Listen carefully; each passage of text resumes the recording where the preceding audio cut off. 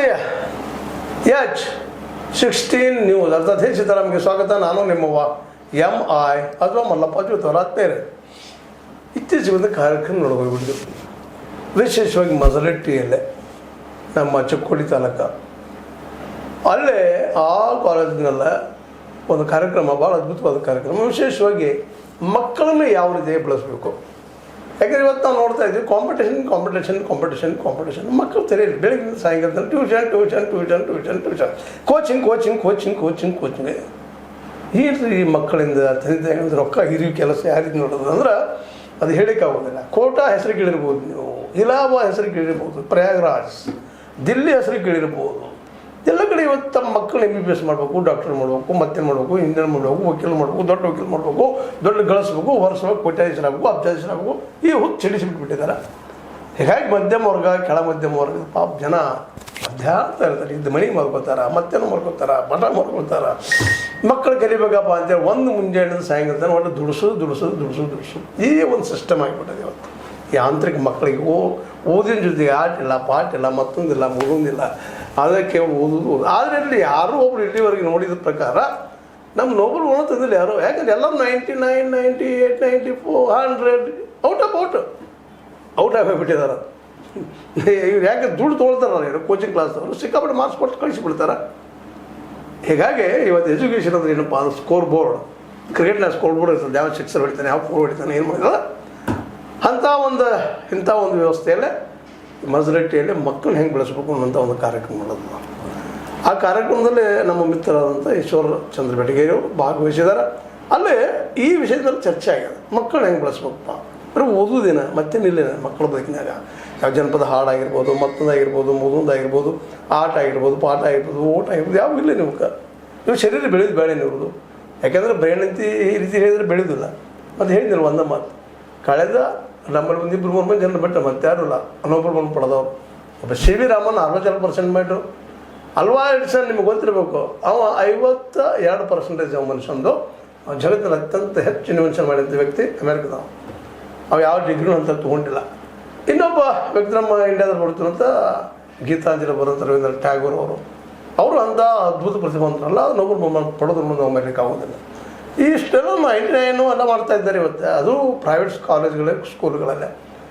ನೀವು ಯಾವ ಸ್ಕೂಲ್ ಹೋಗ್ತಿರೋ ನಮ್ಮ ರಿಸಲ್ಟ್ 100ಕ್ಕೆ 100 ರೀ. ಇದನ್ನು ಕೇಳ್ತಾ ಇದ್ದೀವಿ. ಅದಕ್ಕೆ ನಮ್ಮಲ್ಲಿ ಯಾಕೆ ಇನ್ನೊಬ್ಬ CV ರಾಮನ್ ಬರೋಲ್ಲ, ಇನ್ನೊಬ್ಬ ಯಾಕೆ ನಮ್ಮ ರವೀಂದ್ರನಾಥ್ ಟಾಗೋರ್ ಬರೋಲ್ಲ ಅನ್ನುವಂಥ ಪ್ರಶ್ನೆಗಳಿಗೆ ಉತ್ತರ ಹುಡುಕುವಂಥ ಕೆಲಸ ಮಾಡಿದ್ದಾರೆ ನಮ್ಮ ಮಜಲಟ್ಟಿ ಒಂದು ಸಣ್ಣ ಗ್ರಾಮದಲ್ಲಿ. ಅದೇನಾಯ್ತು ಸರ್ ಆ್ಯಕ್ಚುಲಿ ತಾವು ಹೋಗಿದ್ರಿ, ಮಾತಾಡಿದ್ರಿ, ಏನು ನಡೀತಿಲ್ಲ? ಹಾಂ ಸರ, ನಮಸ್ಕಾರ ತಮಗೆ. ಹಾಗೆ ಸರ್, ನಮಗೆ ಅದು ಸರ್ವಜ್ಞ ಹೇಳ್ತಾನೆ, ವಿದ್ಯೆಯುಳ್ಳವನ ಮುಖವು ಮುದ್ದು ಬರುವಂತಕ್ಕೂ ವಿದ್ಯೆ ಇಲ್ಲದವನ ಬರಿಮುಖವು ಹಾಳೂರ ಹದ್ದಿನಂತಿಕ್ಕೂ ಸರ್ವಜ್ಞ ಅಂತೇಳಿ.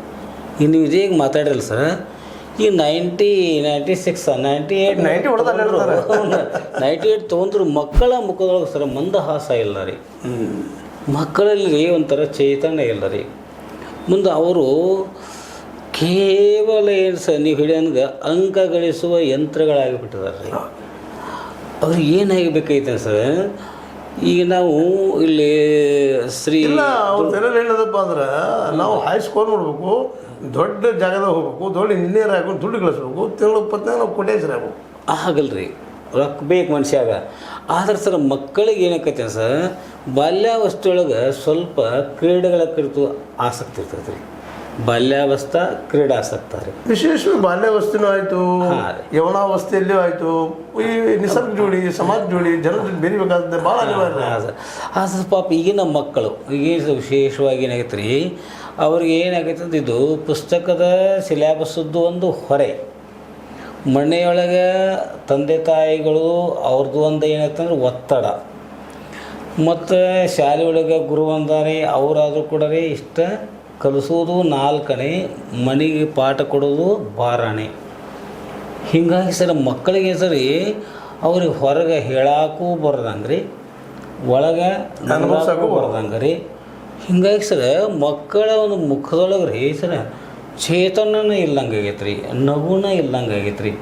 ಒಟ್ಟು ಮಾತಾಡ್ತಾರೆ ರೀ, ಯಾಂತ್ರಿಕ ಮಷಿನ್ಗಳು ಹೆಂಗೆ ಮಾತಾಡ್ತಾರಲ್ಲ ಹಂಗೆ ಮಾತಾಡ್ತಾರೆ ರೀ.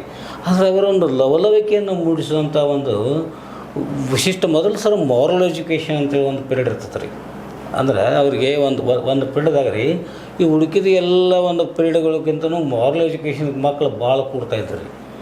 ಆಗ ಅಲ್ಲಿ ಶಿಕ್ಷಕರು ಏನು ಮಾಡ್ತದೆ ಅಂದ್ರೆ ಮಕ್ಕಳ ಮನೋಗತವನ್ನು ಅರ್ಥ ಮಾಡಿಕೊಂಡ್ರಿ ಅವರಿಗೆ ನೈತಿಕ ಒಂದು ಕೆಲವೊಂದು ಪಾಠಗಳನ್ನು, ನೈತಿಕ ಕಥೆಗಳನ್ನು ಅಥವಾ ನೈತಿಕ ಕೆಲವೊಂದು ಪ್ರದರ್ಶನಗಳನ್ನು ಮಾಡಿರಿ ಅವರಲ್ಲಿ ಒಂದು ಉತ್ಸಾಹ ರೀ ಚುಮ್ಮುವಂಗೆ ಮಾಡ್ತಾಯಿದ್ದಾರೆ ರೀ. ಯಾಕಂದ್ರೆ ನಿಜವಾಗಿ ಸರ್ ಅದು ಪ್ರತಿಯೊಬ್ಬರಲ್ಲಿ ಮಕ್ಕಳಲ್ಲಿ ಒಂದು ವಿಶೇಷ ಒಂದು ಉತ್ಸಾಹ ಇರ್ತೈತೆ ರೀ. ಅವರಿಗೆ ಲಿಬರ್ಟಿ ಅಂದರೆ ಸ್ವಲ್ಪ ಸ್ವಾತಂತ್ರ್ಯ ಬೇಕು ರೀ ಪಾಪ.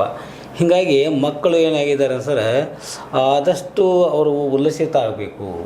ಮತ್ತು ಈ ಪಠ್ಯಕ್ರಮದ ಹೊರೆಯಿಂದ ಹೊರಗೆ ಬರೋಕ್ಕಂತ ಆಗೋದಿಲ್ಲ ರೀ. ಅವರು ಮಾಡಲೇಬೇಕು ಅನ್ನೋಂಥ ಒಂದು ಒತ್ತಡ ಇರ್ತೈತೆ ರೀ. ಮಾಡ್ತಾರೆ ಆದರೆ ಸರ್ ಅವ್ರಿಗೆ ಪಠ್ಯೇತರ ಚಟುವಟಿಕೆಗಳಿಗೆ ಆಹ್ವಾನ ಮಾಡಿದಾಗ ಭಾಳ ಸಂತೋಷ ಪಡ್ತಾರೆ ರೀ. ಅದಕ್ಕೆ ನಮ್ಮ ಕನ್ನಡ ಮತ್ತು ಸಂಸ್ಕೃತಿ ಇಲಾಖೆ ಬೆಂಗಳೂರು ರೀ. ಹಾಗೆ ಸರ್ ಅಲ್ಲಲ್ಲಿ ಸರ್ ಕೆಲವೊಂದು ಈ ಕಲಾ ಸಂಘಟನೆಗಳಿದಾವೆ ರೀ. ಅವರ ಒಂದು ಸಹಕಾರವನ್ನು ತೊಗೊಂಡ್ರಿ. ಯಾಕಂದ್ರೆ ಒಂದು ಕಾರ್ಯಕ್ರಮ ಆಗ್ಬೇಕಾದ್ರೆ ಎಲ್ಲರೂ ಸಹಕಾರ ನಮ್ಮ ನಿಡಸೋಸಿ ಶ್ರೀ ದುರ್ಗುಂಡೇಶ್ವರ ಹೈಸ್ಕೂಲ್ ಮಾಧ್ಯಮಿಕ ಶಾಲೆ ಒಳಗೆ ರೀ ಶ್ರೀ ಸಂಗಮೇಶ್ವರ ಭಜನಾ ಕಲಾ ಪೋಷಕ ಸಂಘ ಕುಮಟೋಳಿ ಅಂತೇಳಿ ಅವ್ರ ಸಹಕಾರ ತೊಗೊಂಡ್ರಿ. ಹಾಗೇ ಸರ ನಮ್ಮ ಒಂದು ಪದವಿ ಪೂರ್ವ ಕಾಲೇಜ್ ಮಜಲಟ್ಟಿ ಅಲ್ಲಿ ಕಾಲೇಜಿನ ಒಂದು ಸಹಕಾರ ತೊಗೊಂಡ್ರಿ. ನಮ್ಮ ಆತ್ಮೀಯರಂಥ ತುಳಗನಾಡಿಯ ಒಂದು ಕಲಾ ಸಂಘಟಕರು ರೀ ಭರತ್ ಕಲಾಚಂದ್ರ ಅಂತ ಹೇಳ್ತಾರೆ.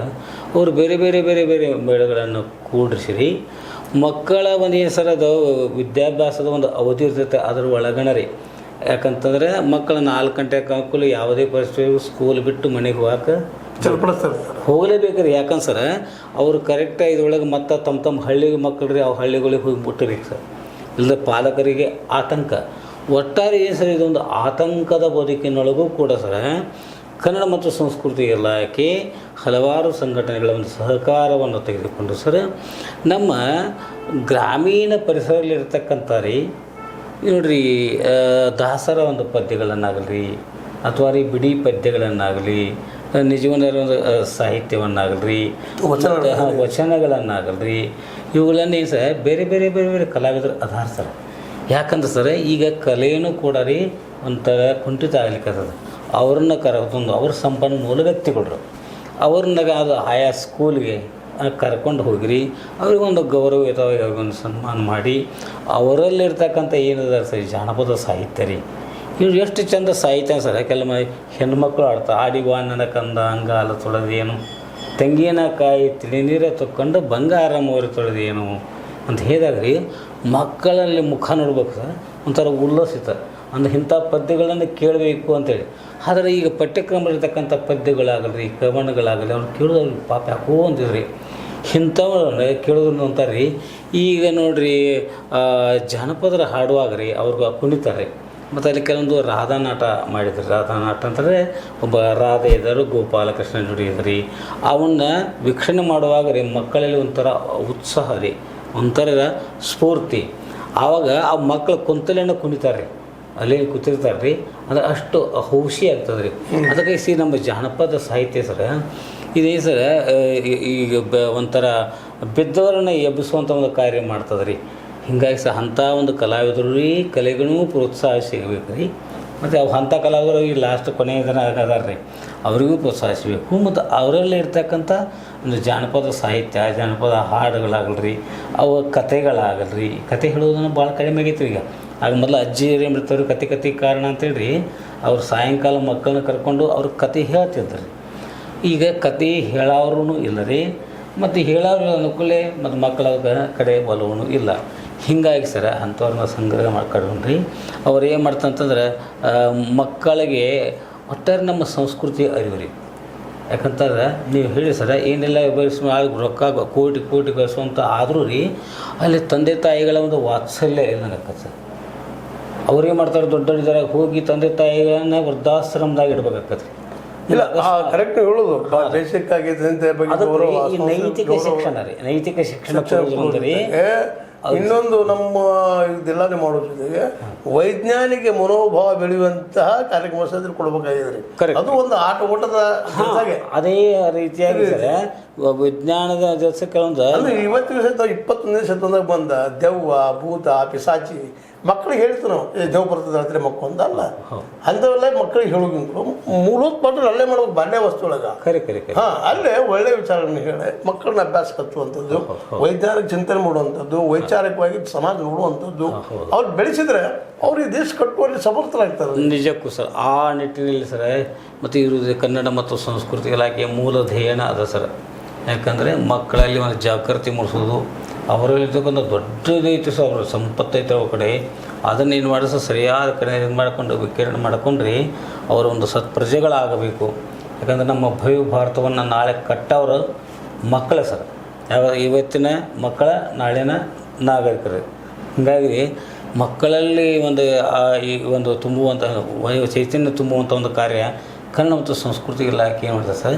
ಈ ಜಾನಪದ ಕಲೆಗಳ ಜೊತೆಗೆ ಸರ್ ಕೆಲವೊಂದು ನಮ್ಮ ಪೌರಾಣಿಕ ಕಥೆಗಳನ್ನು ಏನು ಮಾಡ್ತಾರೆ ಸರ್ ಅವ್ರಿಗೆ ಮಕ್ಕಳಿಗೆ ಹೇಳೋದು ರೀ. ಅಲ್ಲಿ ಏನಿರ್ತದೆ ಸರ್, ಈ ತಾಯಿ ಮಕ್ಕಳ ಒಂದು ಬಾಂಧವ್ಯ ರೀ, ಈ ಒಂದು ಲವ ಕುಶ ಬಯಲಾಟ ರೀ. ಅಲ್ಲಿ ಸೀತಾದೇವಿನ ರಾಮ ಕಾಡಿಗಟ್ಟಬೇಕಾಗ್ತದೆ. ಯಾಕೆ ಒಬ್ಬ ಅಲ್ಪ ಬುದ್ಧಿ ಅಗಸನ ಮಾತು ಕೇಳಿ ಕಾಡಿಗಟ್ಟಬೇಕಾದ್ರೆ ಭರತ ಶತ್ರುಘ್ನ ನಮ್ಗೆ ಆಗೋದಿಲ್ರಿ ಪಾತ. ಯಾಕಂತಂದ್ರೆ ಆಕೆ 9 ತಿಂಗಳ ಗರ್ಭಿಣಿ ಅದಾಳು. ಮತ್ತು ಕಾಡಿನ್ಯಾಗ ಅಲ್ಲಿ ನಾವು ಹೆಂಗೆ ಬಿಟ್ಟು ಬರಬೇಕಂತ ಆಗೋದ್ರ ಕೂಡಲೇ ಅಣ್ಣನ ಹೊತ್ತು ನಿಷ್ಠಾವಂತ ತಮ್ಮ ಅಂತಂದ್ರೆ ಲಕ್ಷ್ಮಣ ಅವ್ನು ಹೇಳಿ ಸರ್, ಲಕ್ಷ್ಮಣ ಮತ್ತು ನಿಮ್ಮ ಅತ್ತಿಗೆ ನಂಗಾರು ಕಾಡಿಗೆ ಬಿಡಬೇಕು ಅಂದಕೂಲಿ ಲಕ್ಷ್ಮಣ ಕೂಡ ಭಾರವಾದ ಹೃದಯ ಇದ್ದಾರೆ. ಯಾಕಂದ್ರೆ 9 ತಿಂಗಳ ಮುಗಿದು 9 ದಿವಸ ಮುಗಿದು ಇವತ್ತು ನಾಳೆ ಹೆರಿಗೆ ಆಗುವಂಥ ಒಂದು ಹೆಣ್ಮಗಳನ್ನು, ಅದ್ರಾಗ ರೀ ಮಹಾರಾಣಿ ರೀ ಪಾಪ ಅಯೋಧ್ಯಾಧಿಪತಿ ಶ್ರೀರಾಮಚಂದ್ರನ ಪತ್ನಿ ಬಿಡಬೇಕಂತ ಸರ್ ರೀ. ಇದರಿಂದ ಸರ್ ಮತ್ತು ಪಠ್ಯದೊಳಗೂ ಐತೆ ಸರ್, BA ಫಸ್ಟಕ್ಕೆ ರೀ ಪಠ್ಯನೂ ಐತೆ ರೀ. ಅಲ್ಲಿ ಸರ ಅವರು ಪಠ್ಯಕ್ರಮದಾಗ ಇವರಿಂದ ಪ್ರೊಫೆಸರ್ಗಳು ಅವರ ಅಧ್ಯಾಪಕರು ಹೇಳುವುದಕ್ಕೆ ರೀ ಮುಂದೆ ಕಲಾವಿದರು ಪ್ರದರ್ಶನ ಮಾಡೋದಕ್ಕೆ ಆ ಮಕ್ಕಳಲ್ಲಿ ಮತ್ತಷ್ಟದ ಅವರಿಗೆ ಮೂಡ್ತದೆ ಸರ್. ಅಲ್ಲಿ ಒಂದೊಂದು ಸೀತಾ ಲಕ್ಷ್ಮಣ ಪರಿತ್ಯಾಗ ಮಾಡಿದ ನಂತರ ಹೋದ ನಂತರ ರೀ ಒಂದೊಂದು ಕಲ್ಲಿಗೆ ಕೇಳ್ತಾಳೆ ರೀ, ಗಿಡಗಳಿಗೆ ಕೇಳ್ತಾಳು, ಎಲೆಗಳಿಗೆ ಕೇಳ್ತಾಳು, ಪಕ್ಷಿಗಳಿಗೆ ಕೇಳ್ತಾಳು. ಆವಾಗ ನೋಡ್ಬೇಕಾದ್ರೆ ಈ ನಿಸರ್ಗದ ಜೊತೆಗೆ ಸಂಭಾಷಣೆ ಮಾಡ್ತಾರೆ ರೀ. ಆವಾಗ ಏನಕ್ಕೈತೆ ಅಂದ್ರೆ ಅವ್ರ ಮಕ್ಕಳಿಗಾದ್ರೂ ಏನಕ್ಕೈತೆ ಹೌದಲ್ಲ ಅಂದರೆ ಆ ಒಂದು ತಮ್ಮದು ಏನೈತಿಲ್ಲ ಆ ಶೈಕ್ಷಣಿಕದ ಅದನ್ನು ಬಿಟ್ಟು ಏನು ಮಾಡ್ತಾರೆ ರೀ, ಆ ಸೀತಾನ ಜೋಡಿ ಇವರು ನಿಸರ್ಗಕ್ಕೆ ಬರ್ತಾರೆ. ಅಲ್ಲಿ ಆಕೆ ಮಾತಾಡೋಕೆ ಗಿಳಿಗಳಿಗೆ, ಕೋಗಿಲೆಗಳಿಗೆ ಮಾತಾಡೋದು, ಕಲ್ಲುಗಳಿಗೆ ತನ್ನ ಅಲಾಪವನ್ನು ಹೇಳ್ಕೋದು, ನಾನು ಭೂಮಿಯ ಗರ್ಭದೊಳಗೆ ಹುಟ್ಟಿ ಬಂದು ಹೇಳ್ತಾಳ್ರಿ. ಯಾಕಂದ್ರೆ ಆಕಿನ ಬಿಟ್ಟು ಹೋಗ್ತಾರೆ. ನಂತರ ಜನಕ ರಾಜನ ಸಾಕು ಮಗಳಾಗಿ ಬೆಳೆದ್ನಿ. ಅಯೋಧ್ಯಾಧಿಪತಿ ಶ್ರೀರಾಮಚಂದ್ರನ ಪತ್ನಿ ಆದರೂ 14 ವರ್ಷ ಬರೀ ವನವಾಸ ಆಗಾತು. ಏನೋ ಇನ್ನು ಪ್ರಸೂತಿ ಆಗೋದ್ರೊಳಗಾಗಿ ಋಷಿಮಣಿಗಳ ಆಶ್ರಮಕ್ಕೆ ಹೋಗಿ ಬರಬೇಕು ಮತ್ತು ವನಕ್ಕೆ ಹೋಗ್ಬೇಕು, ನಿಸರ್ಗದ ಒಂದು ಆನಂದವನ್ನು ಸವಿಬೇಕು ಅಂತ ಹೇಳಿಕೊಳ್ಳೆ ನಾನು ಇಲ್ಲಿ ಘೋರ ಕಾಂತಾರಕ್ಕೆ ಬಿಟ್ಟಾರು. ಇದಕ್ಕೆ ಏನು ಅನ್ನೋದು ಅಂತ ತಿಳ್ಕೊಂಡು ನಾನು ಹಣೆ ಬರ ಅಂತಾಡ್ರಿ. ಏನು ಮಾಡೋದು ಅಂದರೆ ಏನು ರಾಜ ಇದ್ದರೆ ಏನು ಮಾಡೋದ, ರಾಜ್ಯ ಇದ್ದರೆ ಏನು ಮಾಡೋದ, ಏನೆಲ್ಲ ಇದ್ದರೂ ಕೂಡ ಕಡೆಗೆ ಕಾಡಿನ ಒಟ್ಟಾರೆಯಾಗಿ ಈ ಒಂದು ಕಾರ್ಯಕ್ರಮಗಳನ್ನು ವೀಕ್ಷಣೆ ಮಾಡುವಂಥ ವಿದ್ಯಾರ್ಥಿಗಳ ಮುಖಭಾವ ರೀ. ಅವರಲ್ಲೇ ಇರ್ತಕ್ಕಂಥ ಏನು ಸರ್ ಒಂದು ಸಂತೋಷದ ಜೊತೆಗೆ ಸರ್ ಅವರಂಥ ತಾಯಿ ಒಂದು ವಾತ್ಸಲ್ಯ ಆತ ಸೀತಾ ಮರುಗೋದನ್ನು ನೋಡ್ಕೊಂಡ್ರಿ ಅವರು ಕೂಡ ಕರುಣೆ. ಕೆಲವು ಮಂದಿ ಮಕ್ಕಳಲ್ಲಿ ಸಹಿತ ರೀ ಕಣ್ಣಿನೊಳಗೆ ನೀರು ಬರ್ತಾವೆ ರೀ. ಅಂದರೆ ಇಂಥ ಒಂದು ಇದನ್ನು ಮಾಡ್ಕೊತೀರಿ ಮಕ್ಕಳನ್ನು ಉಲ್ಲಾಸಿತರನ್ನಾಗಿ ಮಾಡೋದು ರೀ. ಅವರಲ್ಲಿ ಒಂದು ಸಂಸ್ಕೃತಿ ಸಂಸ್ಕಾರವನ್ನು ಬಿತ್ತುವಂಥ ಕಾರ್ಯವನ್ನು ರೀ ಈ ನಮ್ಮ ಕನ್ನಡ ಮತ್ತು ಸಂಸ್ಕೃತಿ ಇಲಾಖೆ ಜೊತೆಗೆ ಈಗ ಕೆಲವೊಂದು ಡಿಗ್ರಿ ಕಾಲೇಜ್ ಎಲ್ಲ ಕೆಲವೊಂದು ಸಹಕಾರ ಮೊದಲಟ್ಟಿಯಲ್ಲಿ ಮಕ್ಕಳಲ್ಲಿ ಒಂದು ಪಠ್ಯೇತರವಾಗಿ ಬೆಳೆಯುವಂಥ ಒಂದು ವ್ಯವಸ್ಥೆ ಮಾಡಿದ್ರಿ. ಮಕ್ಕಳಲ್ಲಿರ್ತಕ್ಕಂಥ ಉಲ್ಲಾಸ ವಿಕಸಿತ ಆಗುತ್ತದೆ ಸರ್. ಬರಲಿಲ್ಲ ಇಲ್ಲಿವರೆಗೆ ನೀವು ಕೇಳಿದ್ರಿ ವೀಕ್ಷಕರ, ವಿಶೇಷವಾಗಿ ಕನ್ನಡ ಸಂಸ್ಕೃತಿ ಇಲಾಖೆ ಅವರು ಇದ್ರ ಜೊತೆಗೆ ಇನ್ನೊಂದನ್ನು ಮಾಡುವಂಥದ್ದು ಭಾಳ ಮಹತ್ವದ್ದು. ವೈಜ್ಞಾನಿಕವಾಗಿ ಮತ್ತು ವೈಚಾರಿಕವಾಗಿ ಮಕ್ಕಳ ಮನಸ್ಸನ್ನು ಇನ್ನಷ್ಟು ಹದಗೊಳಿಸುವಂಥದ್ದು. ದೆವ್ವ ಭೂತ ಪಿಶಾಚಿಗಳ ಬಗ್ಗೆ ಇಂಥ ಏನೋ ನಮ್ಮಲ್ಲಿ ಮೂಢನಂಬಿಕೆಗಳಿದ್ದಾವೆ, ಮಾಟ ಮಂತ್ರ ಇನ್ನೂ ನಾವು ನಂಬ್ತಾ ಇದ್ವಿ. ಒಂದು ಸಣ್ಣ ಮಾತನ್ನು ಹೇಳ್ತಾ ಈ ಮಾತು ಮುಗಿಸ್ತಾ ಇದ್ದೀನಿ. ನಾವು ಇವತ್ತು ಪಾಕಿಸ್ತಾನ ಜೊತೆಗೆ ಯುದ್ಧಗಳಿಗೆ ಹೋದ್ರೆ ಬಾಂಬ ಗೀಂಬ ಅವೆಲ್ಲ ತೊಗೊಂಡು ಒಂದು ಸಾವಿರಾರು ಕೋಟಿ ರೂಪಾಯಿ ಖರ್ಚು ಮಾಡ್ತೀವಿ. ಅದರ ಬದಲಾಗಿ ನಿಂಬೆಕಾಯಿಯಿಂದನೇ ಎಲ್ಲರೂ ನಾಶ ಆಗ್ತಾಯಿದ್ದಾರೆ. ನಿಂಬೆಕಾಯಿ 10 ಸುಚ್ಚು ಪಾಕಿಸ್ತಾನ ಮತ್ತು ಭಾರತದ ಗಡಿಯಲ್ಲಿ ನಿಂಬೆಕಾಯಿಗಳ ಸರಗಳನ್ನು ಹಾಕೋಣ. ಆಗ ನಾವೇನಾದರೂ ಗೆಲ್ತೀವ? ಅನ್ನೋದನ್ನು ಸಹಿತ ನಾವು ಈ ಸಂದರ್ಭದಲ್ಲೇ ಮಕ್ಕಳಿಗೆ ತಿಳಿಯುವಂಥ ಕೆಲಸ ಮಾಡಬೇಕಾಗಿದೆ. ವೈಜ್ಞಾನಿಕ ವೈಚಾರಿಕತೆ ಬೆಳೆಸಬೇಕಾಗಿದೆ. ಆ ಕೆಲಸ ನಮ್ಮ ಕನ್ನಡ ಮತ್ತು ಸಂಸ್ಕೃತಿ ಇಲಾಖೆ ಮಾಡಲಿ. ಇನ್ನು ಮುಂದಿನ ದಿನಗಳಲ್ಲಿ ಈ ಕಾರ್ಯಕ್ರಮ ನಡೀಲಿ ಅನ್ನೋದು ನಮ್ಮ ಹೇಷಿತ ಒಂದು ಆಶಯ. ಅದು ನಡಿಬೋದು ಅಂತ ಭರವಸೆ ಇಟ್ಟುಕೊಂಡು ಇವತ್ತಿನ ಈ ಕಾರ್ಯಕ್ರಮ ಮುಗಿಸ್ತಾ ಇದ್ದೀನಿ. ಸರ್ ತಾವು ಬಂದ್ರಿ, ಅಲ್ಲಿ ನಮ್ಮ ಮಜರಟ್ಟಿಯಲ್ಲಿ ಇರೋಂಥ ಕಾರ್ಯಕ್ರಮ ವಿವರವಾಗಿ ಹೇಳಿದ್ರಿ. ತಮಗೂ ಆ ಕಾರ್ಯಕ್ರಮ ನಡೆಸಿಕೊಟ್ಟಂಥ ಎಲ್ಲರಿಗೂ ಧನ್ಯವಾದ ಹೇಳ್ತಾ, ಇದು ನಿಮ್ಮ ಲೈಕ್ ಆಗಿರ್ಬೋದು. ಲೈಕ್ ಮಾಡಿ, ಶೇರ್ ಮಾಡಿ, ಕಮೆಂಟ್ ಮಾಡಿ, ಜೊತೆ ಸಬ್ಸ್ಕ್ರೈಬ್ ಮಾಡಿಸ್ಕೊಡ್ರಿ. 16 ನ್ಯೂಸ್ ಅರ್ಥ ಅನ್ನೋದು ಸತ್ಯದ ಕೈಗೆ ನೋಡಿ ವಂದನೆಗಳು.